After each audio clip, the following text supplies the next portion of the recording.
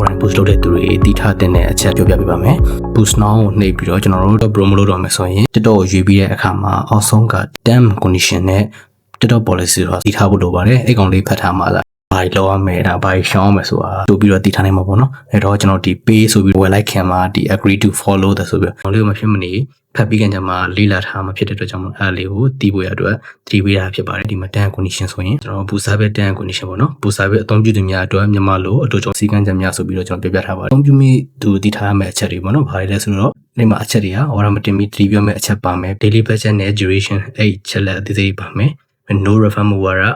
ပြီးရင်အကောင့်နဲ့ video ရဲ့အခြေအနေကိုပြောပြတာပြီးရင် support and review ပေါ့နော်အဲ့အချက်လေးဒီနေ့3 4 5ချက်ပေါ့နော်အဲ့အချက်လေး5ချက်ကိုဖတ်ထားဖို့လိုပါမယ်အသေးစိတ်ကိုကျွန်တော်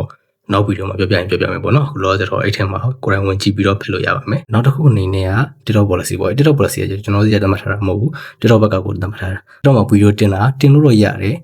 boost လုပ်မဲ့ဆိုရင်ကျတော့တချို့ဗီဒီယိုတွေလက်မခံနိုင်ဖြစ်တယ်လေဘာကြီးလဲဆိုတော့ဒီမှာသူမပြောထားတယ် TikTok boost အတွက်အခြေခံစီးမြင်များ TikTok boost service ဒီ public video များအတွက်ဒါတင်တော့ပါဒီဆိုတော့ကျွန်တော်တို့ boost service အပ်မယ်ဆိုရင် private video တွေကိုကျွန်တော်တို့ boost အလုပ်မရဘူးတကယ်ချင်းတွေကိုပဲပြတ်ထားတဲ့ video တွေဆိုရင်လည်း boost လုပ်လို့မရဘူးအဲ့တော့ front only video မဖြစ်ရဘူး public ဖြစ်ကိုဖြစ်ရမယ် public ဖြစ်တဲ့ video မှာလည်းကျွန်တော် boost လုပ်ရမယ်နောက်တစ်ခုကတင်ခွင့်မရှိတဲ့ content တွေအကြောင်းပြီးရင် performance ဆိုတာလို result တွေရမယ် result လည်းမကောင်းဘူး view လည်းနည်းတယ်ဆိုတဲ့ဟာတွေကဘာကြောင့်ဖြစ်တယ်ဆိုတာကိုဒီမှာပြောပြထားတယ်နောက်တစ်ခုကျတော့ audience နဲ့ target တွေပေါ့နော် audience targeting ကကိုယ်တိုင်ရွေးလို့ရတယ်ကျွန်တော်ရွေးပေးတာကိုလည်းအဓိကအကောင်းဆုံးအနေနဲ့မှတ်ယူပြီးတော့ service အပ်လို့ရတယ် service အပ်တယ်ဆိုတာလည်း plan လုပ်တဲ့အချိန်မှာပေါ့နော် package ပေါ့နော်ဒီ promotional package ဆိုတာလေးကျွန်တော်ရွေးပေးမှာပေါ့နော်အဲ့ဒါလေးရွေးလိုက်ပြီဆိုကိုယ်တိုင်ရွေးစရာမလိုအဲ့လိုမဟုတ်ဘဲနဲ့ကိုယ်တိုင်ရွေးချင်တယ်ဆိုတော့ customer ထဲမှာရွေးလို့ရပါတယ်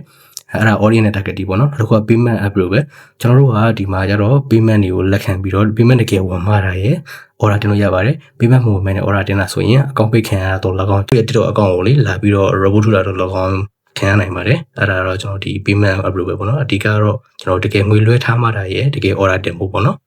နောက်တစ်ခုကျတော့ no refund ပေါ့နော်ကျွန်တော်ဒီ boost service တွေက no refund မှာငွေတစ်ခါလွှဲပြီးသွားပြီဆိုရင်ကျွန်တော်တို့ကငွေပြန်မအောင်ပေါ့နော်ဒါပေမဲ့အဲ့ငွေပြန်မအောင်ပေမဲ့ reject လို့မဟုတ် cancel လုပ်လိုက်တဲ့အခါမှာအဲ့ video အစားကျွန်တော်တို့တခြား video လင်းလေးပြန်တင်လို့ရတယ်ပေါ့နော်အဲ့အကြောင်းအသေးစိတ်ကတော့နောက်ဗီဒီယိုမှာလာပါမယ်အခုလောဆယ်တော့ဒီထဲမှာဝင်ဖတ်ရမယ်ဆိုတာလေးကိုကျွန်တော်သတိပေးတာဖြစ်ပါတယ်ဒီသတိပေးထားတာလေးကိုကျွန်တော်တို့တည်သွားပြီဆိုရင်ဒီဗီဒီယိုလေးကလုံးလောက်ပါပြီအားလုံးကျေးဇူးပါနောက်ဗီဒီယိုမှာပြန်တွေ့ပါမယ်